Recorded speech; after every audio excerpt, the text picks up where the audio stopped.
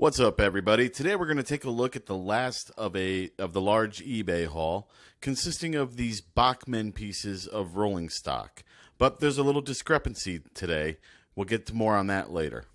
So let's go ahead, crack them open, and take a look.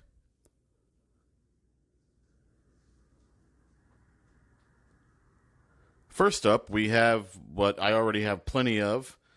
It's a caboose. This Union Pacific caboose. Unit number 25743. It's pretty much the same casting as the Santa Fe one that came with the Santa Fe Loco, just painted up differently. This caboose is yellow with red roof. It's literally the exact same caboose as the one that came with the Santa Fe Loco, just painted for the Union Pacific. It feels metal. This one has plastic wheels and axles with the hook couplings, which by now you know I want to change out the hook couplings.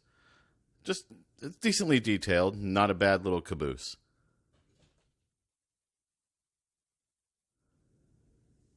The plastic railings on the front and back are a nice touch. Next up, we have this Burlington Northern boxcar. And this is where the discrepancy comes in.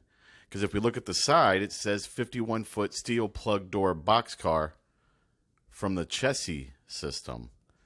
And this is clearly not the chassis system, which means this boxcar does not belong in this box.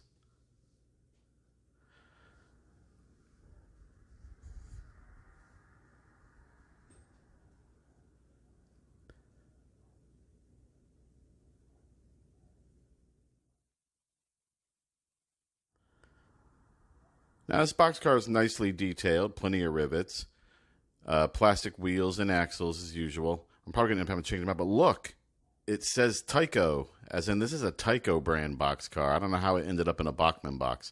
I'm not complaining. It still looks pretty good, and it still works and does its job, though it is missing the valve. But overall, it's not too bad. Needs a good cleaning, though. The printing is nice on it.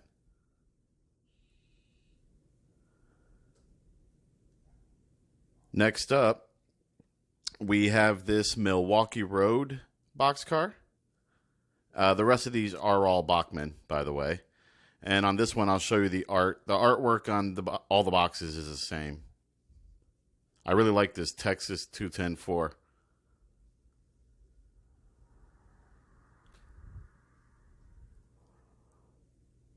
And I suppose I should probably get one of these since I got so much Union Pacific rolling stock now. Maybe not this specific one. That seems kind of large for what I have, though.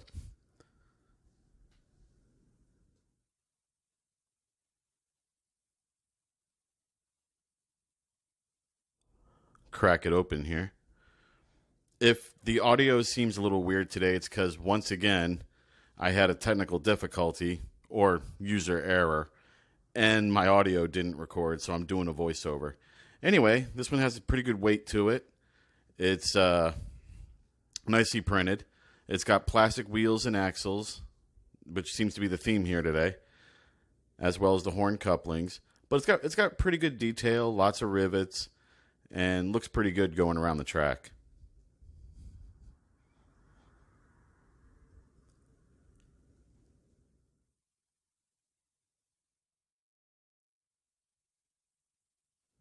Next, we have this Netherlands Overseas Mills Lunks 70254 car transport boxcar. Or at least that's what I think it is.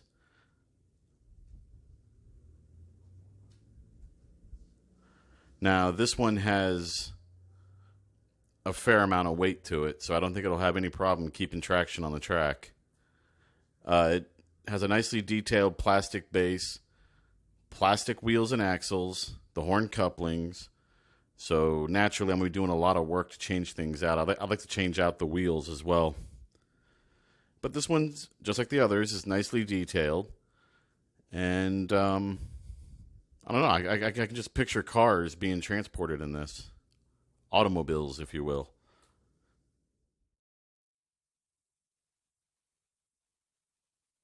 Next up, we have this Great Northern number 42764 flat car with a log load on it. And this one has the posts to hold the log load in place. So this one requires some assembly. So I'm going to cut the camera, put it together, and I'll be right back. So here we are with it together. Now I did not untape the logs just to keep them from rolling around.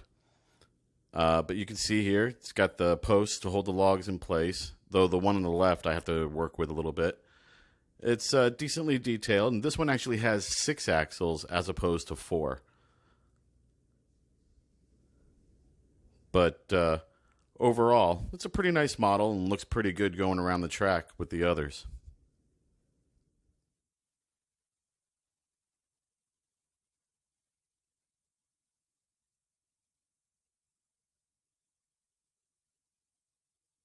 I do think it'd look better with metal wheels, though. Lastly, we have this Southern Gondola, and it's silver. Now, this box has a fair amount of weight to it, so I suspect that the actual, I don't know, is it called a barrel or a wagon, itself is metal. And I would be right.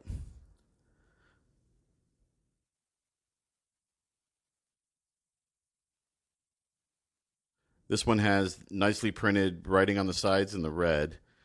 The bottom is nicely detailed, and plastic wheels, plastic axles, and yeah, just another nice addition. I kind of like the silver on this one, and plenty of rivets for people who like rivets.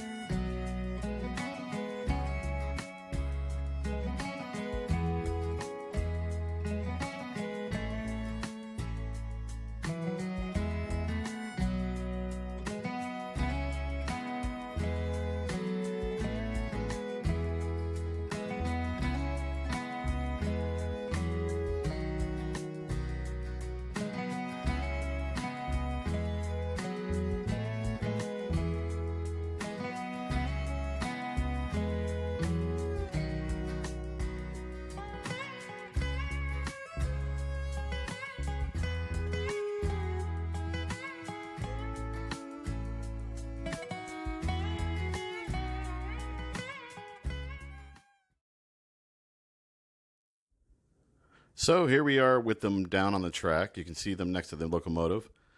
They do roll very smoothly, though I think there might be an issue with the caboose. And what we're going to do is we're going to have the F9 come out of the siding and couple up to them and have it take them around the track. So let's see how that works out. Oops.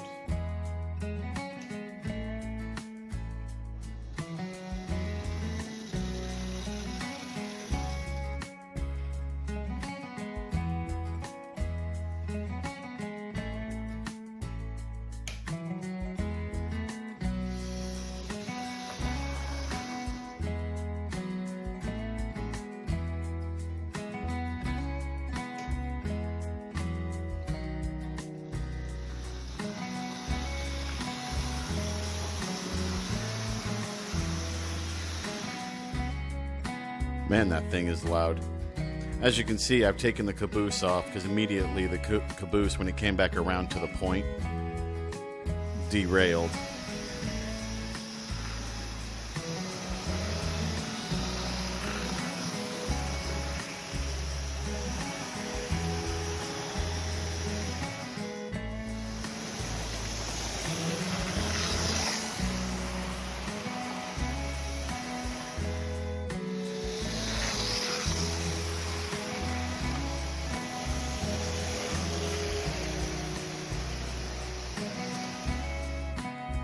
So what we're going to do is we're going to go ahead and back these two trains back up into their sidings and call it a day.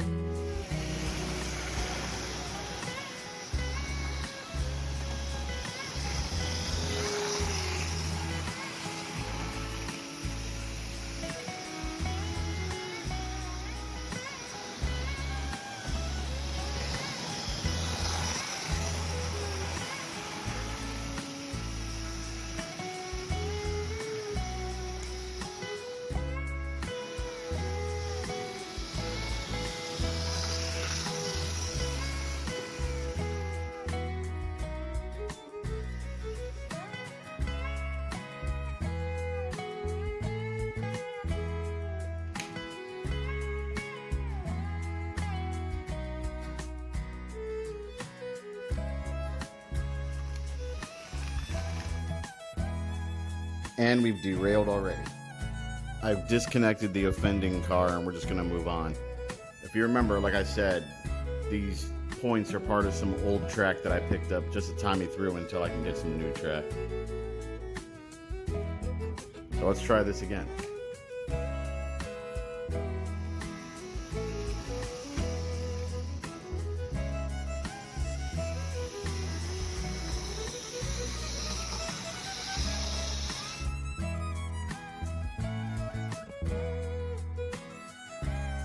So that about wraps up today.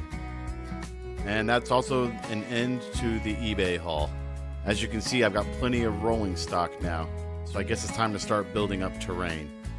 Anyway, I want to thank you all for watching. Please like and subscribe. Hit that bell icon to stay up to date with notifications.